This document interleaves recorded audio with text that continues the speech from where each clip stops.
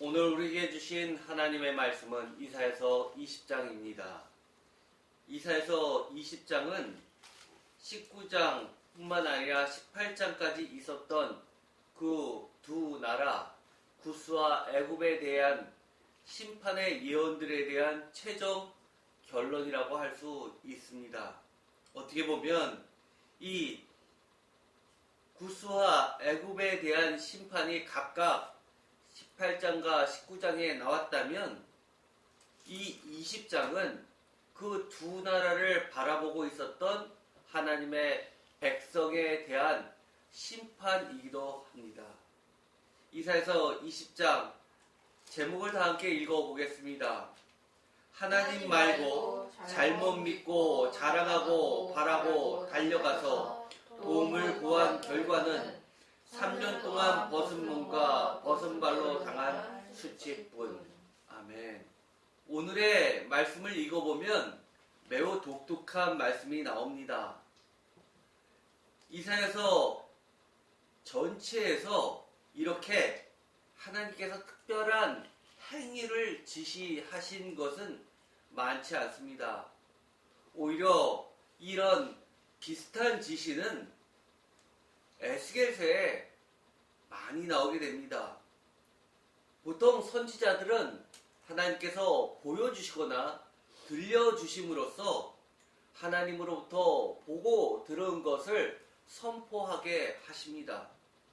그런데 하나님의 종들을 통해서 하나님께서는 가끔 이렇게 말과 소리 또는 글뿐만 아니라 몸으로 행동으로 전하는 하나님의 그 메시지를 전달케 하십니다. 하나님의 종 이사야의 예언은 오늘 특별히 20장에서는 행동으로 나타나게 됩니다.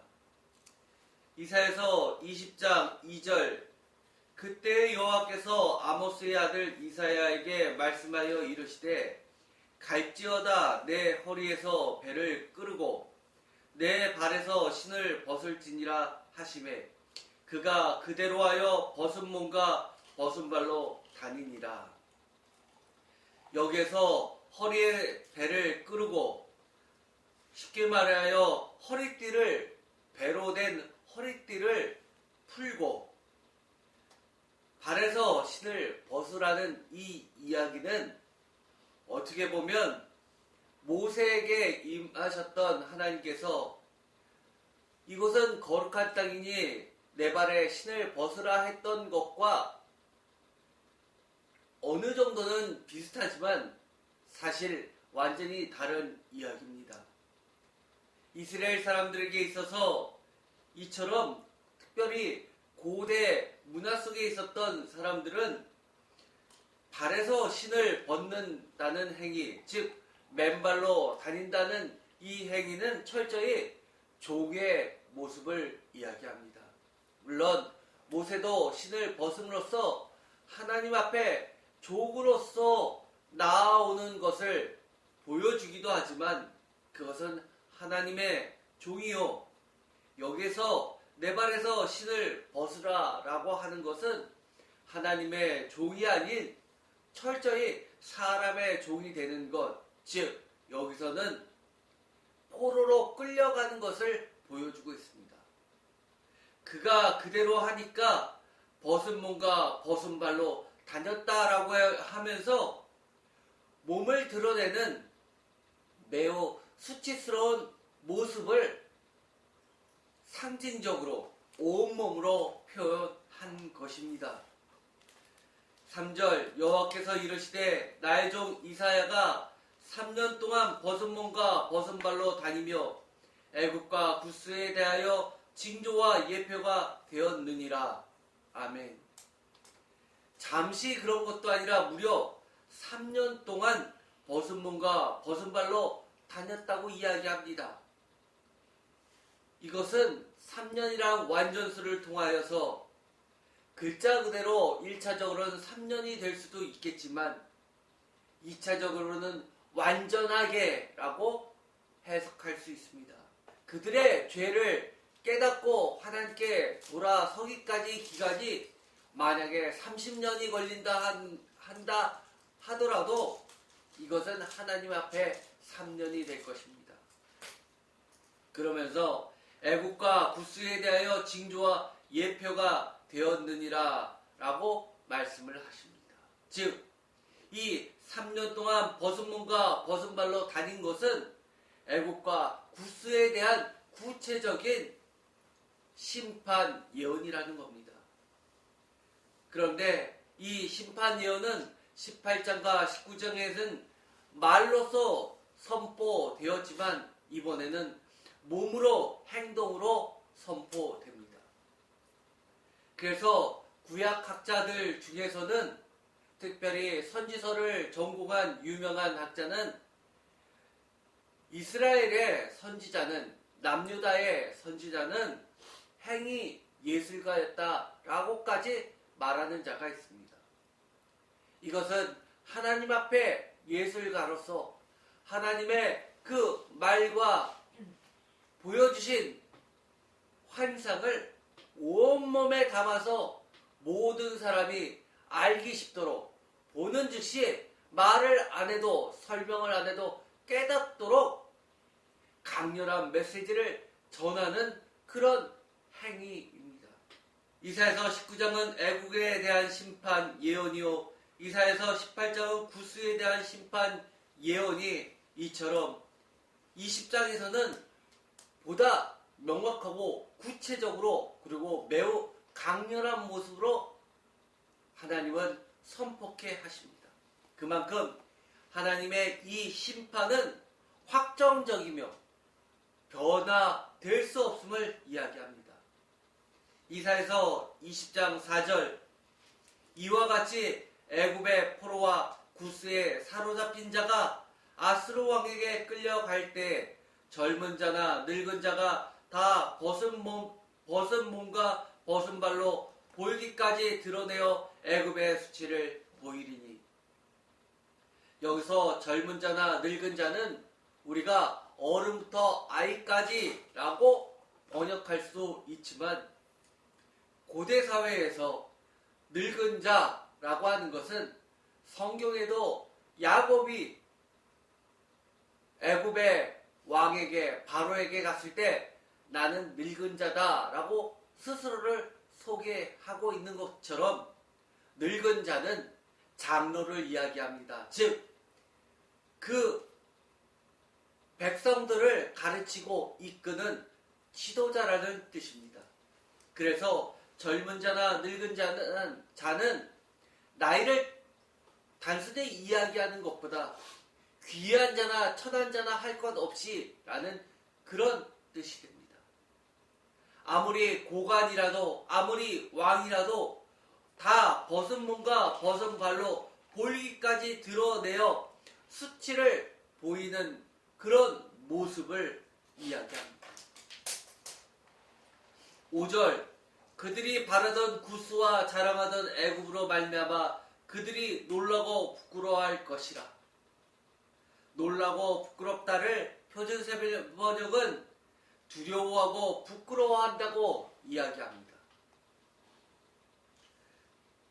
이 그들이 바르던 구스와 자랑하던 애굽이라는 것은 그들이라고 하는 것은 여기서 구체적으로 나와 있지는 않지만 분명히 남유다를 지칭한다 해도 틀린 말이 아닙니다.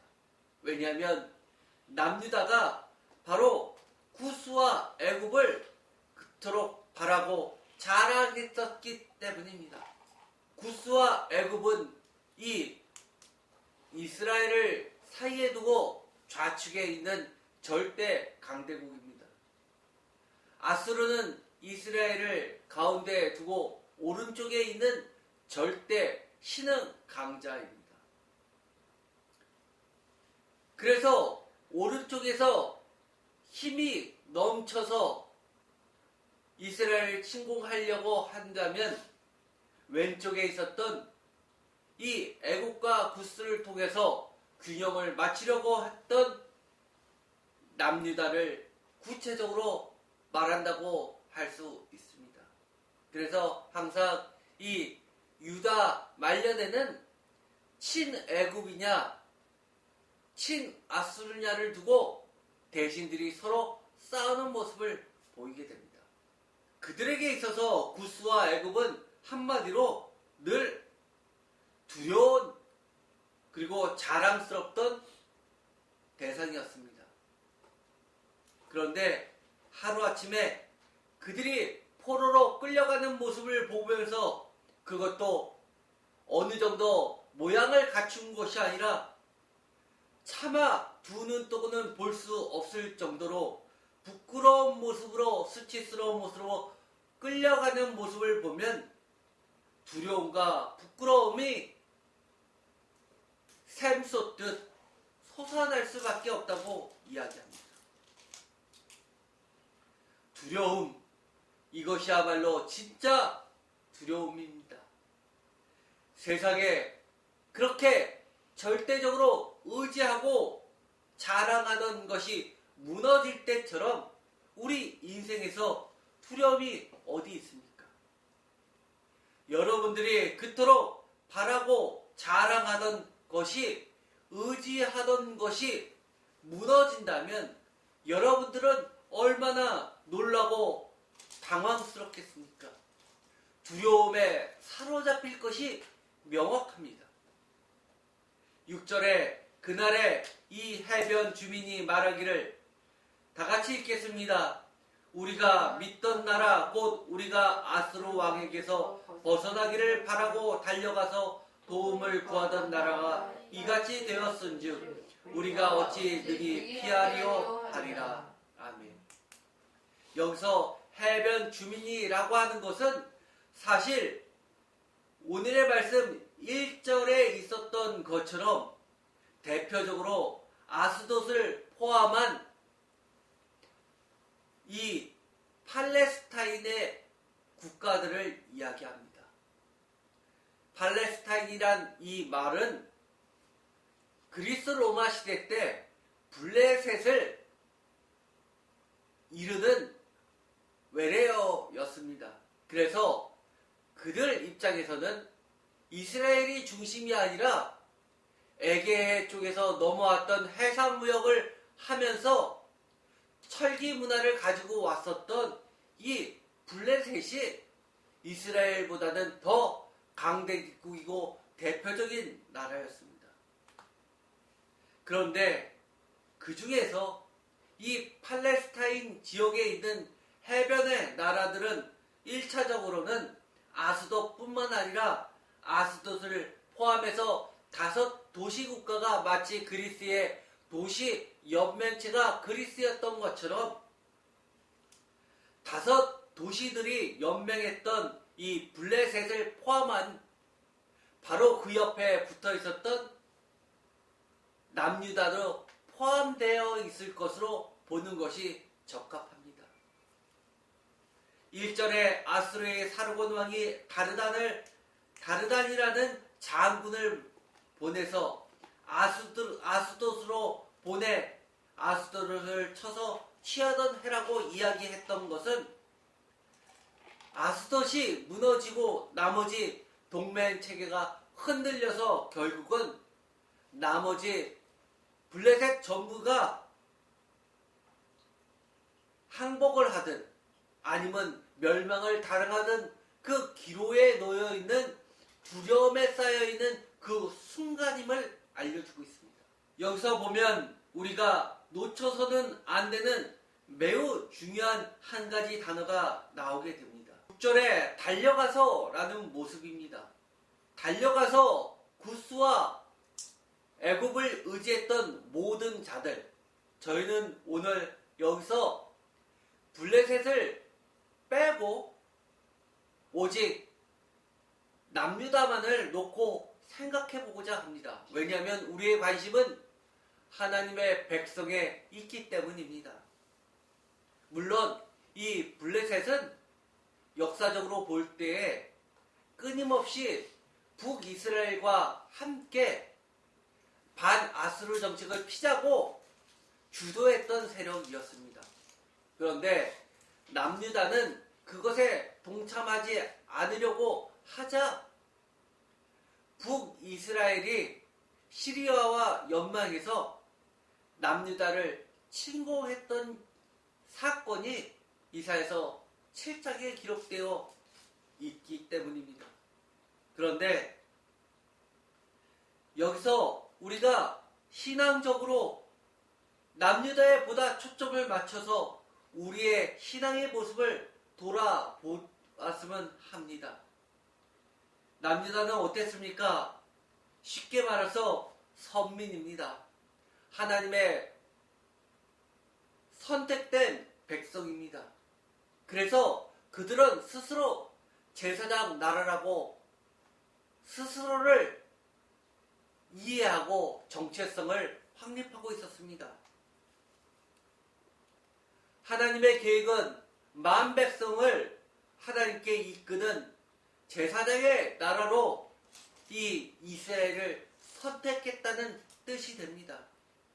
그렇기 때문에 신앙이 좋을 수밖에 없고 신앙이 제사장으로서 매우 표준적이라고 할 정도로 스스로 신앙에 대해서는 자랑스럽게 여기던 그들이었습니다. 그런데 그들이 했던 행동, 달려가서입니다. 많은 성도님들이 착각하고 계신 것들이 있습니다. 신앙은 보이지 않는다고 이야기합니다. 어떻게 목사님이 성도들의 신앙을 평가하면서 이렇쿵 저렇쿵 이야기할 수 있냐고 항변합니다. 그러나 우리가 성경을 보면 신앙은 분명하게 보입니다.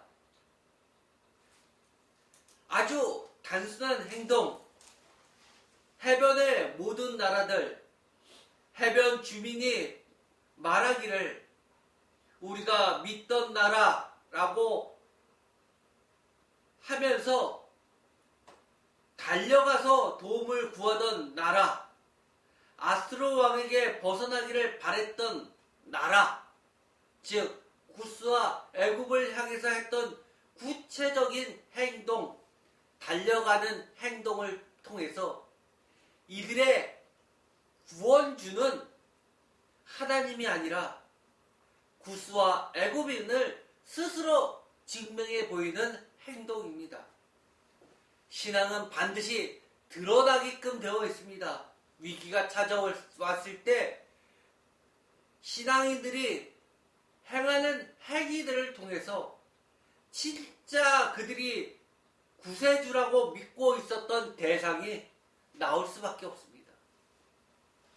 하나님께 달려가는 대신에 구스와 애굽에게 달려가서 벗어나기를 소망하면서 믿음으로 도움을 구했던 그들의 구체적이고 즉각적인 행동은 거의 신앙의 자리가 구스와 애굽에게로 바뀐 듯합니다.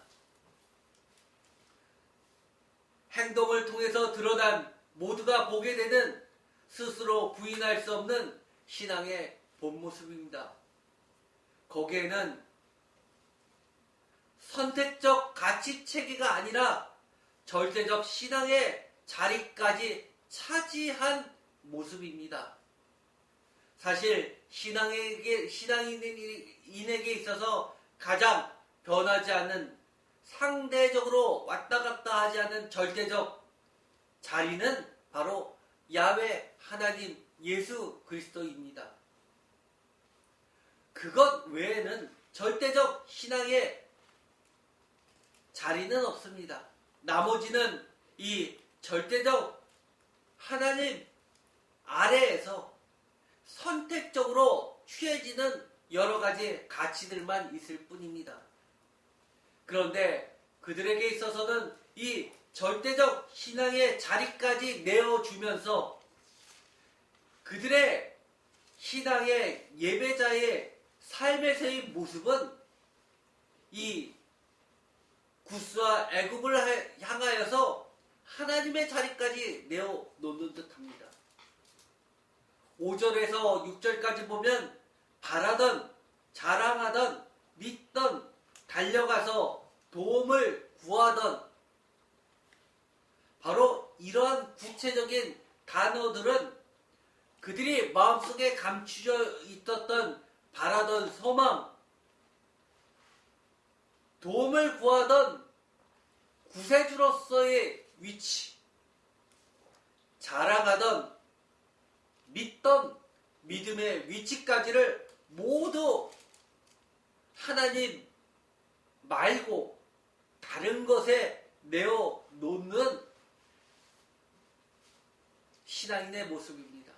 어떻게 보면 그들은 하나님을 믿는 신앙인이 아니라 구스와 애굽을 믿는 그런 이단 집단이 되어버린 듯합니다. 하나님의 자리는 하나님의 구원이 있는 자리이며 하나님의 나라와 뜻이 펼쳐지는 자리이며 하나님의 의와 공의와 정의와 인애와 사랑과 자비와 은혜와 평화와 평강과 형통과 샬롬이 차고 넘치는 자리입니다. 그런데 그런 것들이 조금 더 남겨있지 않고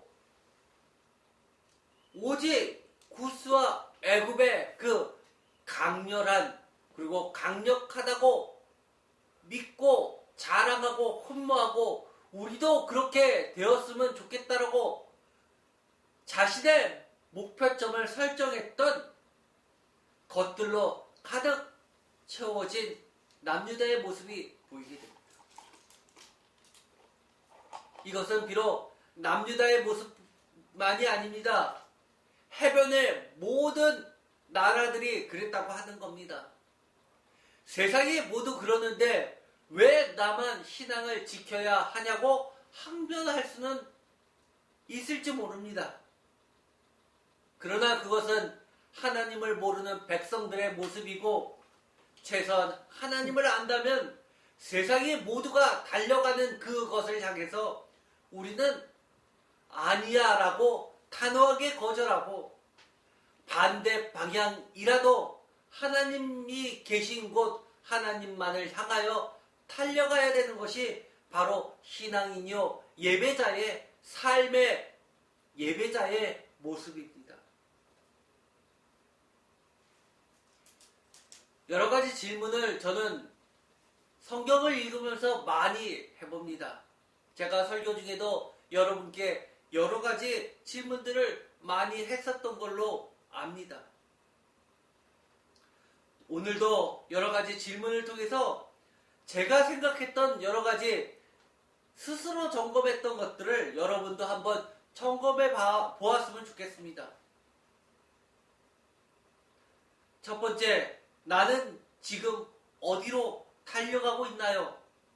내가 지금 달려가고 있는 곳을 통해서 나의 신앙의 상태와 종착점을 측정 또는 예측해 볼 수 있지 않을까요?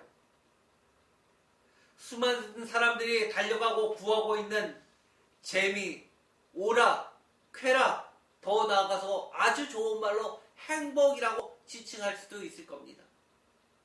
워나벨, 여행, 쇼핑, 물질. 엊그저께 제가 뉴스를 보고 깜짝 놀란 것이 하나 있습니다. 마트의 오픈런이라는 제목의 뉴스였습니다. 마트가 열리는 시간을 향해서 이전부터 달려가서 길게 늘어선 줄 때문에 실제로 오픈을 하고 나니까 교통지옥이 되었다고 합니다. 사람들이 왕래조차 할 수 없었다고 합니다. 도대체 무엇을 사기 위한 줄이었을까요? 저는 그것을 보고 깜짝 놀랐습니다. 위스키였습니다. 위스키 브랜드를 쭉 열거하는데 저는 처음 들어보는 브랜드들입니다. 당연하죠. 목사가 무슨 술을 알겠습니까? 그러나 많은 사람들은 직장도 휴가를 내서 그것을 사기 위해서 달려갔다고 합니다. 이것만 이럴까요? 어디에서 특별 세일한다고 하면 예전에는 소위 말해서 아줌마들만 몸싸움을 한다고 했는데 지금은 그렇지 않은 듯 합니다. 젊은 사람들이 하루 전부터 밤을 새웠다는 유명 쇼핑 센터. 이것은 지금도 심심치 않게 들려지는 소식입니다. 자기가 두르고 입고 차고 사용하고 있는 것들을 통해서 자신의 존재 가치를 드러내고 싶어하는 모든 욕망들, 그것들에 내 인생을 거는 것들, 성공과 권력과 재력과 성욕과 자기 만족, 이 모든 것들을 향해 지금 부단히 노력하면서 모든 것을 포기하면서 달려가고 있지 않습니까?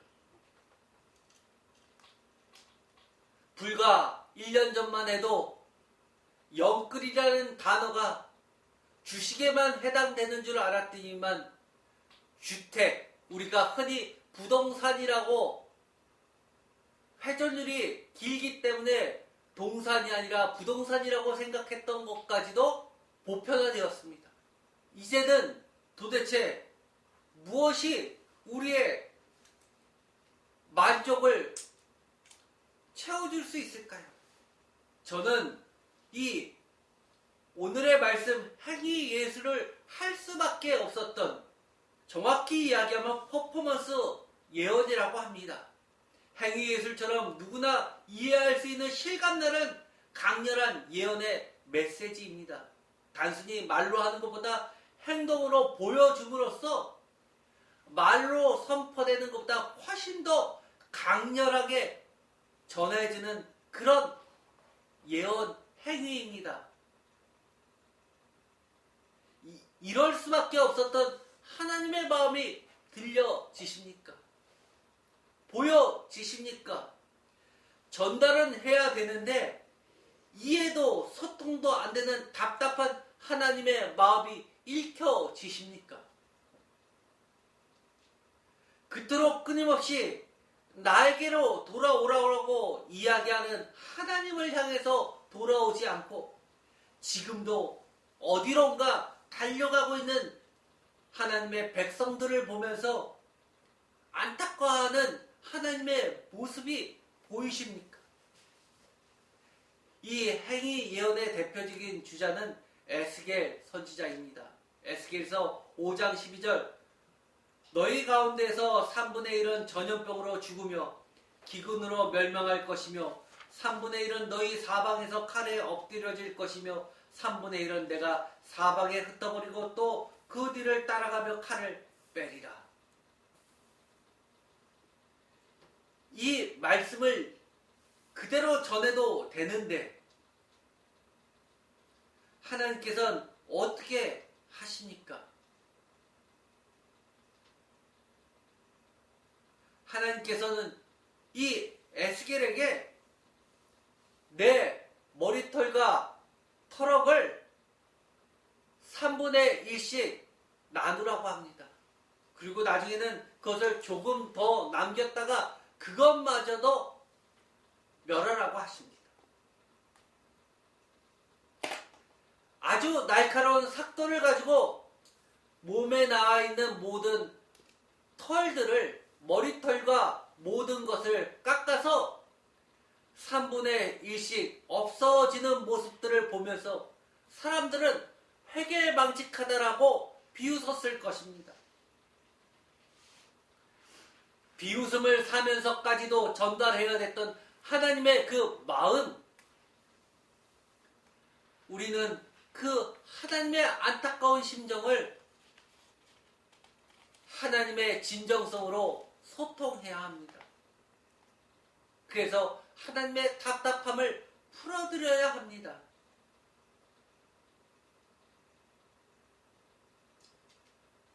13절에 이렇게 이야기합니다. 이와 같이 내 노가 다한즉 그들을 향한 분이 풀려서 내 마음이 가라앉으리라.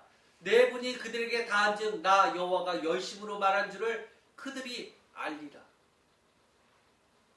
그동안 얼마나 열심으로 말했는데도 불구하고 하나님의 열심을 비웃자 이처럼 하나님께서 행동으로 보이실 수밖에 없었을까요? 내 노가 다한즉 그들을 향한 분이 풀려서 내 마음이 가라앉힐 때까지 우리는 다른 곳으로 달려가야 합니까? 우리가 바라고 자랑하던 것, 믿고 구하던 것, 그것이 무엇입니까?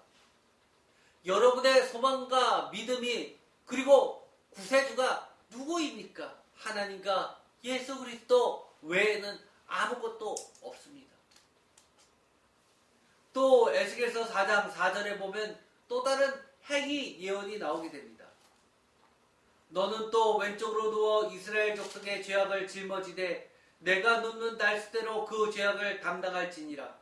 내가 그들의 범죄한 횟수대로 내게 날수를 정하였나니 곧 390일이니라. 너는 이렇게 이스라엘 족속의 죄악을 담당하고 6절 그 수가 차거든 너는 오른쪽으로 누워 유다 족속의 죄악을 담당하리라. 내가 내게 40일로 정하였나니 하루가 1년이니라. 즉 40년 동안 그렇게 하신다는 이야기입니다. 7절 너는 또 내 얼굴을 에워싼 예루살렘 쪽으로 향하고 팔을 걷어 올리고 예언하라.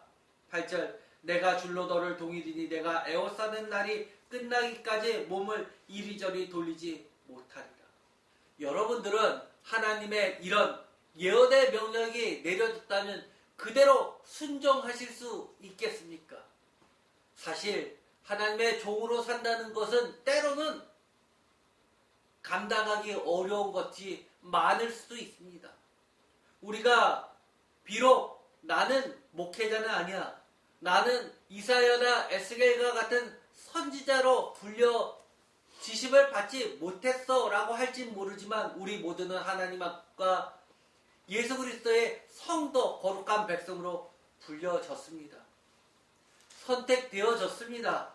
그렇다면 하나님이 이렇게까지 감당하기 어려운 것을 하라고 하기 이전에 하나님의 말씀을 그대로 순종하며 따르는 우리가 되어야 되지 않습니까? 꼼짝달싹 못하면서 그렇게 한쪽으로만 누워 지낼 수 있습니까? 저는 응급실에서 하루 종일 누워 있었던 적이 있었습니다. 의식이 점차 들어왔을 때는 나중에는 허리가 너무너무 아파서 또 욕창이 될까봐 거기 있는 간호사 선생님들이 시간 되면 여러분들이 오셔가지고 함께 나를 들어서 왼쪽으로 오른쪽으로 또는 자세를 바꿔가면서 이리저리 움직여 주었습니다. 그런데 하나님은 이처럼 감당하기 어려운 것까지도 하라고 하십니다. 예레미야 선지자도 마찬가지입니다. 예레미야서 13장 1절에 여호와께서 이와 같이 내게 이르시되 너는 가서 배띠를 사서 내 허리에 띠고 물에 적시지 말라. 2절 내가 여호와의 말씀대로 띠를 사서 내 허리에 띠니라. 3절 여호와의 말씀이 다시 내게 임하여 이르시되 너는 사서 내 허리에 띈 띠를 가지고 일어나 유브라데로 가서 거기서 그것을 바위 틈에 감추라 하시기로. 5절 내가 여호와께서 내게 명령하신 대로 가서 그것을 유브라데 물가에 감추니라. 이 정도 되면 여러분들은 그대로 하실 수 있겠습니까? 아니면 이렇게 이야기하시지 않겠습니까? 처음부터 물에 적실 거면 1절에 물에 적시지도 말라고 하지나 마시지. 아니면 내 허리에 띄고 물에 적시지 말라라고 하면서 그것을 사라고 했다가 사갖고 오니까 그제 가서 허리에 띈 것을 다시 그것을 풀으라고 하고 멀리 유브라데까지 가서 감추라 하시는 이유는 또 뭡니까? 한꺼번에 얘기하세요 라고 하시지 않습니까? 그런데 6절에 보면 여러 날 후에 여호와께서 내게 이르실 때 일어나 유브라데로 가서 내가 내게 명령하여 거기서 감추게 한 띠를 가져오라 하시기로 내가 유브라데로 가서 그 감췄던 것을 파고 띠를 가져오니 띠가 썩어서 쓸 수 없게 되었더라. 이 정도 되면 이러지 않으시겠습니까?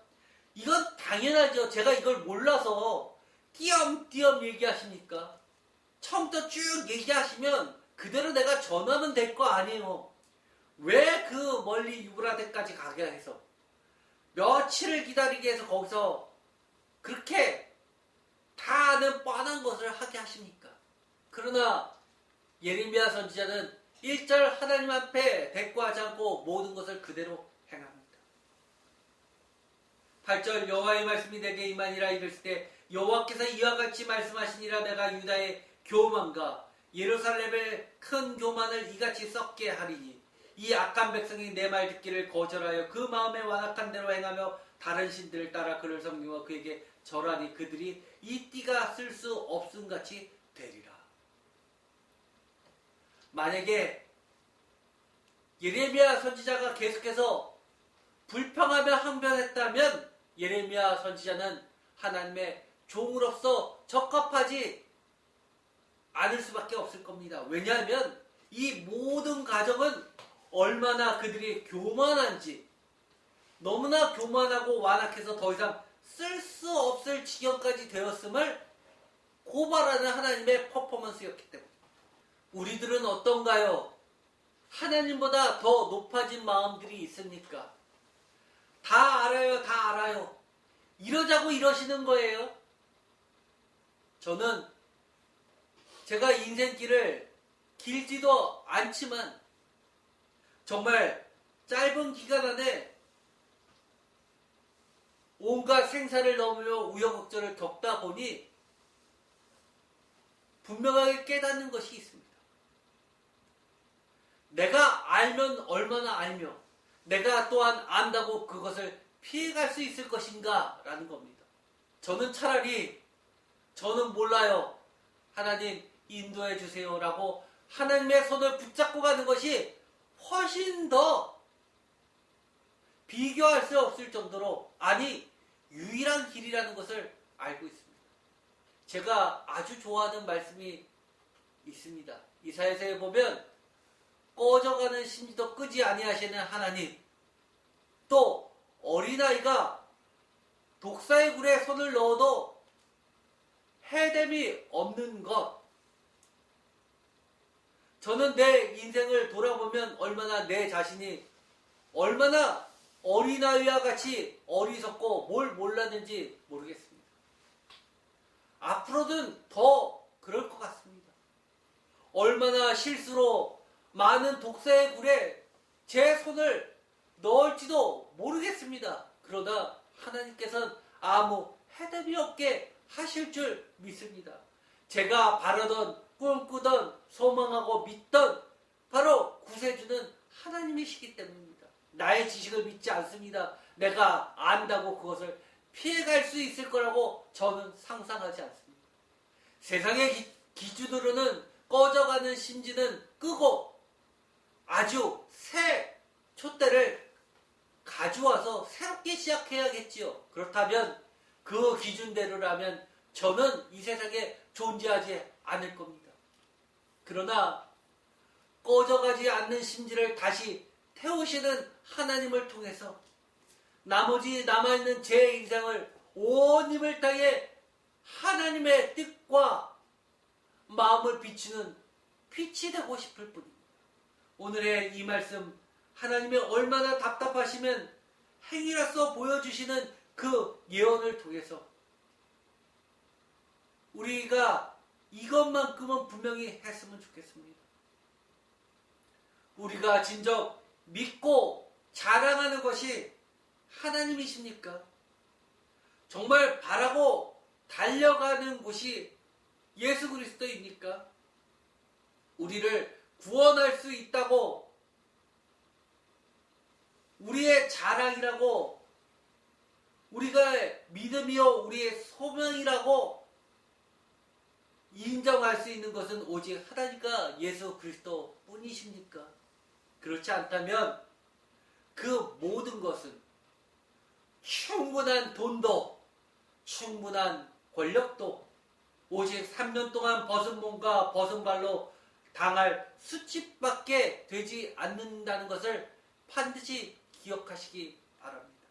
오늘 하나님의 마음이 보이십니까? 여러분의 행동들이 보이십니까? 그 누구에게 숨길 수 없는 그 진심이 하나님과 우리 앞에 보인다는 사실을 기억하고 우리 자신을 다시 한번 하나님 앞에 정확하게 좌표를 설정하기를 축원드립니다. 기도하고 마치겠습니다. 하나님 감사합니다. 오늘 우리에게 주신 하나님의 행위 예언을 통해서 우리 자신을 돌아볼 수 있게 하여 주옵소서. 하나님 외에 우리가 믿고 바라고 달려가고 구원 달라고 애걸복걸했던 그 모든 것들은 3년 동안의 수치뿐이라는 사실을 명확하게 하고 오직 하나님과 예수 그리스도를 유일한 믿음과 소망과 구원으로 삼게 하여 주시옵소서. 저희들은 너무나 모릅니다. 어린아이와 같습니다. 독사의 굴에 손을 넣어도 해답이 없고